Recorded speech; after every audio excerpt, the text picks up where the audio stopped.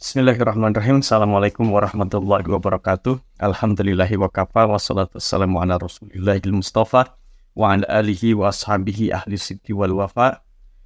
Asyhadu an la ilaha illallah wa asyhadu anna muhammadan abduhu wa rasuluh. Alhamdulillah, pada kesempatan kali ini akan dibahas salah satu surat yang termasuk surat-surat yang panjang, yaitu surat An-Nisa. Surat An-Nisa ini termasuk dalam kategori surat Madaniyah karena memang turun setelah Nabi SAW berhijrah ke Yathrib atau kita kenal sekarang Madinah.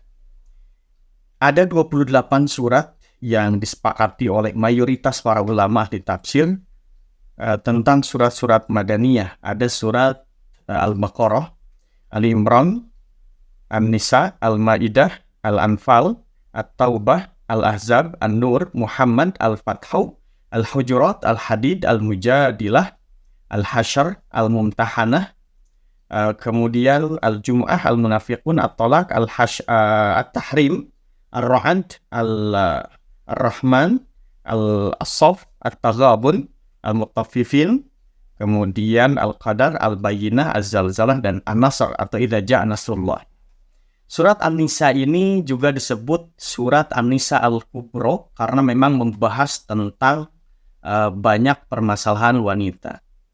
Kemudian juga kita nanti ada padanan, kalau ada kubro berarti ada sugro. Nah, kalau disebut surat An-Nisa As-Sugro ini merujuk kepada surat At-Tolak. Ya. Nah, kemudian kalau kita baca kembali keterikatan atau keterkaitan munasabah antara surat Ali Imran dengan surat An-Nisa ini apa? Ini sangat jelas sekali. Di surat Ali Imran, ya, akhir ayatnya itu di ayat 12 Allah sebutkan ya ayyuhalladzina amanu, kepada orang beriman. Nah, di akhirnya wattaqullaha la'allakum tuflihun, bertakwalah kalian kepada Allah. Siapa? Orang-orang beriman. Nah, sementara di surat An-Nisa ini justru diawali dengan perintah takwa. Ya ayyuhan nasu taqu rabbakum alladzi khalaqakum. Hanya saja memang perintahnya ini umum, secara umum kepada seluruh manusia. Nah, kemudian surat An-Nisa ini kandungannya membahas tentang rumah tangga, ya, spesifik sekali. Kemudian juga membahas tentang umat secara keseluruhan, membahas tentang hukum-hukum, ini banyak sekali. Jadi kalau kita runtut itu dari awal, misalkan Allah sebut ya ayyuhan nasu taqu rabbakumul ladzi khalaqakum min nafsin wahidah, bahwa kita tercipta dari satu jiwa. Itu disepakati semua, dia adalah Abul Bashar, Adam alaihissalam. Dari Adam Allah ciptakan Siti Hawa, ya, min nafsin wahidah. Kemudian lahirlah rijalan katsira wa nisaa. Nah, kemudian itu keturunan ini harus dijaga, tiada lain adalah dengan nikah. Maka di ayat 3 Allah sebutkan fankihu ma taba lakum minan nisa'i matsna wa thulatsa wa ruba'. Nah, pernikahan ini salah satu bentuk atau cara untuk menjaga keberlangsungan eksistensi atau wujud manusia di muka bumi. Itu dengan pernikahan. Karena ada 5 dalam agama ini yang harus kita jaga. Dalam Islam ini ada hifdzuddin, menjaga agama, hifdzun nasal, menjaga keturunan, hifdzul akal, menjaga akal, hifdzul ard, menjaga harga diri dan menjaga harta, hifdzul mal. Kemudian ditambah ada hifdzul bi'ah, menjaga lingkungan. Nah, kemudian langsung di ayat ke-7 itu Allah membahas atau berfirman langsung tentang prolog ayat waris, ya. Kenapa saya bilang prolog, ya? Kalimatnya lirijali nasibum mimma tarakal walidani wal aqrabun walin nisa'i nasibum mimma tarakal walidani wal aqrabun mimma qalla minhu aw katsura. Bahwa bagi laki-laki ada hak, bagi perempuan punya haknya. Artinya disamakan, bahwa laki-laki dan perempuan sama. Kenapa? Karena dulu, ya, di zaman jahiliyah itu kaum perempuan itu tidak punya hak waris. Jangankan hak waris, untuk hak hidup saja itu digambarkan Al-Quran. Misalkan dalam surat An-Nahl, ketika ada seseorang yang dikabarkan bahwa dia punya anak perempuan, ya, lahir dari istrinya anak perempuan. Wa idza busyira ahaduhum bil untha, itu kalimatnya bil untha, iswadda wajhuhu. mulai mukanya mau merah ya, cenderung padam gitu, bahkan wa kadhim, amarahnya naik gitu. Kenapa? Saking malunya dia punya anak perempuan karena dianggap tidak berguna gitu. Sehingga dua pilihan bagi orang itu dulu ya, sehingga sejarah tentang Umar mengubur anak wanitanya hidup-hidup itu betul sekali. Bahkan pilihannya dua itu begini, ayum sikuhunna ala hunin, apakah dia akan membesarkan anak perempuan itu dalam kondisi hina ya, dia terus membesarkan, mengurus sampai nanti besar, tapi dalam kondisi dihinakan oleh apa? Oleh adat kebiasaan dulu. Atau kalaupun dia tidak membesarkan, tidak mengurus, am yadussuhu fiturab, atau dia mengubur hidup-hidup di tanah. Itu pilihan yang begitu berat. Tapi ketika Islam datang, yang namanya wanita dihargai, diangkat derajatnya, bahkan warisnya juga dia punya hak. Nah, kemudian detail waris, ya, detail waris itu di ayat 11, 12 dan 176. Nah, sebelum masuk di situ, Allah sebutkan terlebih dahulu ayat sebelumnya, waliyahsyal ladzina law taraka min khalfihim dzurriyyatan dhi'afa khafu 'alaihim falyattaqullaha wal yaqulu qawlan sadida. Ada kalimat hendaklah kita takut. Takut apa? Takut kalau meninggalkan anak keturunan kita dalam kondisi lemah, dhi'afa. Lemah ini lemah apa? Apakah lemah iman? Bisa. Apakah lemah ekonomi? Bisa juga. Karena memang ini sibakul ayah ini berbicara tentang apa? Tentang waris. Waris berkaitan dengan apa? Dengan harta. Harta itu ekonomi. Maka bisa juga ya diartikan atau ditafsirkan tentang apa namanya itu lemah ekonominya atau lemah imannya. Kalau kita berbicara di sini lemah ekonomi, masuk juga. Apalagi ayat setelahnya.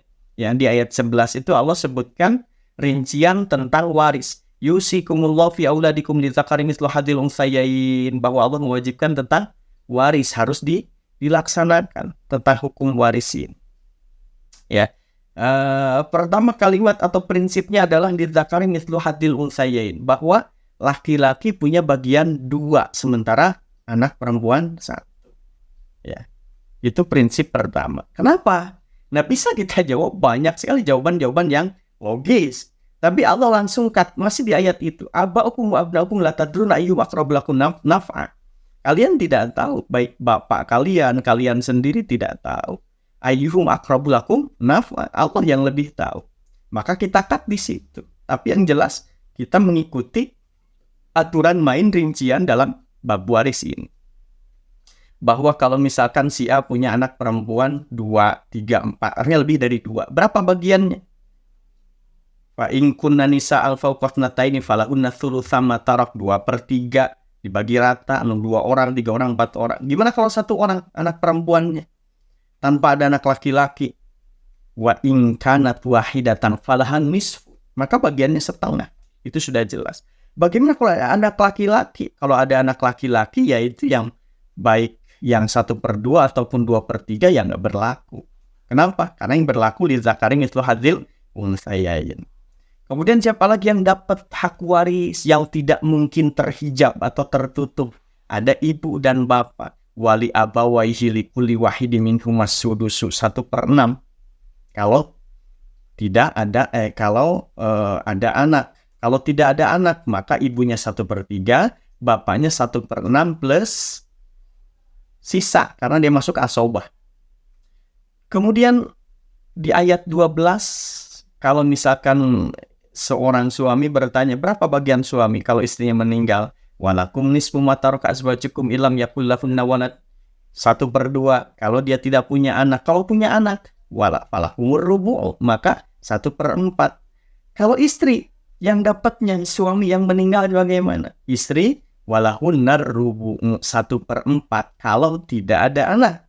Kalau ada anak, maka 1/8. Dan itu dibagi setelah dibayarkan utang. Mimpa'an diwasiyati yusina biha audain. Ya, tetap setelah utang. Kemudian nanti kalau ada wasiat, laksanakan dulu wasiat, baru masuk di bab waris. Ya.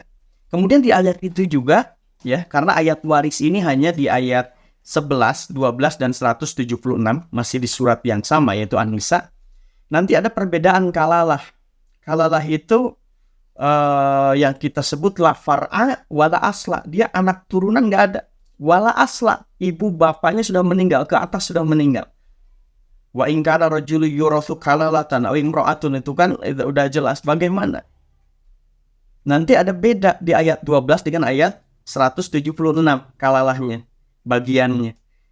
Kalau di ayat 12 itu bagiannya 1/3. Kalau satu orang, kalau 2 orang, 3 orang, 4 orang, laki-laki ataupun perempuan barengan, itu fahum syuraka'u fi thuluts, 1/3 dibagi rata semuanya. Nah, di ayat 176 itu bagiannya lain, ya. Itu kayak pembagian anak perempuan dan anak laki-laki yang tadi, lidzakari mislu hadzil unsyayain. Kenapa? Karena ini saudaranya, saudara sekandung. Sementara ayat 12 itu saudara hanya seibu. Jadi beda sekali ya. Kemudian nanti di ayat 33 ini ada kalimat walladzina aqadat aimanukum. Jadi fa'atuhum nasibahum. Bagaimana mereka yang dulu pernah mengikat janji, ikatan persaudaraan, apakah dapat? Kalau ngikut ayat 33, iya. Tapi itu mansuh.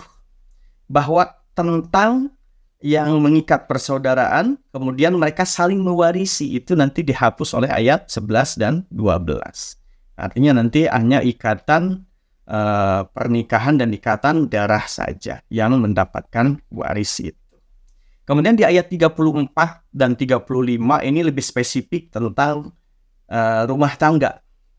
Ya. Allah sebutkan ar-rijalu qawwamuna 'alan nisa'i bima faddalallahu ba'dahum 'ala ba'di wa bima anfaqu min amwalihim fasolihatu qanitatun hafizatun lil ghaibi bima hafizallah. Itu jelas sekali bahwa Allah mengangkat harkat derajat seorang laki-laki. Artinya apa? Menjadi kepala rumah tangga dengan 2 sebab, yaitu bima faddalallahu ba'dahum 'ala ba'din, karena Allah sudah mengangkat mereka baik secara fisik, secara emosi gitu ya. Dan kedua secara apa? Wa bima anfaqu, karena mereka punya kewajiban, beban untuk menafkahi istri dan keluarga gitu. Nah, nanti istri itu siapa yang soleha? Fasolihatu qanitatun hafidhatul lil ghaibi bima hafidallah. Bagaimana kalau terjadi sengketa atau misalkan istrinya membangkang, itu kan sudah jelas faizuhunna, kasih nasihat, nggak bisa wahjuruhunna fil madaji, jauhi dari tempat tidur, atau kalaupun tidak bisa juga wadribuhunna, baru dipukulnya subhanallah pelan saja. Kalaupun tidak bagus juga bagaimana? Allah kalimat dalam Al-Qur'annya di ayat 35-nya wa in khiftum shiqaqa bainahuma fab'athu hakaman min ahlihi wa hakama min ahliha, hakama min ahliha wa hakama min ahlihi, ya, dari 2 belah pihak untuk menjadi mediator, tidak boleh satu pihak. Kemudian di ayat 36 itu tentang kewajiban ibadah kepada Allah, masalah akidah, masalah ketauhidan. Wa'budullaha wa la tusyriku bi syai'in bil walidaini ihsana wa bidzil qurba wal yatama, ya. Itu kebaikan-kebaikan dimulai dari orang tua, kemudian kepada kerabat, ya, dan sampai tetangga yang jauh. Subhanallah, itu detail sekali masalah rumah tangga, masalah masyarakat. Kemudian juga di ayat 37 ini Allah berfirman jelas sekali tentang masalah bukhal. Alladzina yabkhaluna, ya, orang yang bakhil.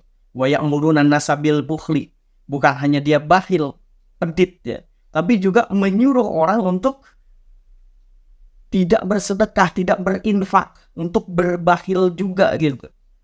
Itu subhanallah, sanksinya begitu berat. Kemudian nanti di ayat 43 Allah berfirman, ya ayyuhalladzina amanu la taqrabus sholata wa antum sukara. Jangan engkau sholat, mendekati sholat dalam kondisi kalian sedang mabuk. Ini sekilas, kalau kita tidak memahami konsep nasikh mansuh, ini akan mengatakan bahwa khamr itu boleh. Kenapa? Karena perintah di sini seperti itu kan gitu. Jadi jangan sholat kalau masih dalam kondisi pengaruh alkohol. Kalau sudah sadar, maka silahkan sholat. Ini mansuh oleh ayat apa? Ayat 90 surat Al-Maidah. Ya ayyuhalladzina amanu innamal khamru wal maisiru wal ansabu wal azlamu rijsun min amali syaiton. Itu sudah jelas, ya. Kemudian juga nanti di ayat 59 masih di surat An-Nisa, yaitu rentetannya.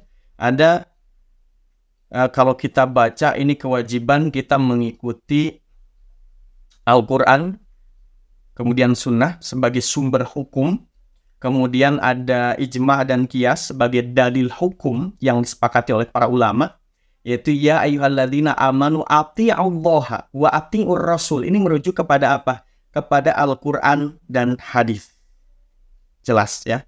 Kemudian wa ulil amri tanpa menggunakan ati. Ini sepakat tentang ijma'. Ijma' itu kan konsensus ya yang terjadi setelah wafatnya Rasulullah. Kemudian masih di ayat itu fa in tanaza'tum fi syai' farudduhu ilallahi war rasul. Kalau terjadi simpang pendapat ya, silang pendapat atau perbedaan pendapat, ini bagaimana, maka kata Allah farudduhu ilallahi war rasul, kembalikan kepada Allah dan Rasulnya. Kepada Allah maksudnya lihat dalam Al-Quran, kemudian lihat dalam As-Sunnah. Ini yang disebut dengan qiyas ya. Qiyas itu kan ilhaqu amdin ghairi mansus ya. Ada syaratnya ya. Yaitu harus terpenuhinya rukun. Nah, rukun qiyas ini yang kita sebut ada al-aslu, ada hukmul asli, ada al-far'au, kemudian ada al-illah. Nah, illatnya ini sebagai sebagai hal yang inti ya dalam masalah qiyas.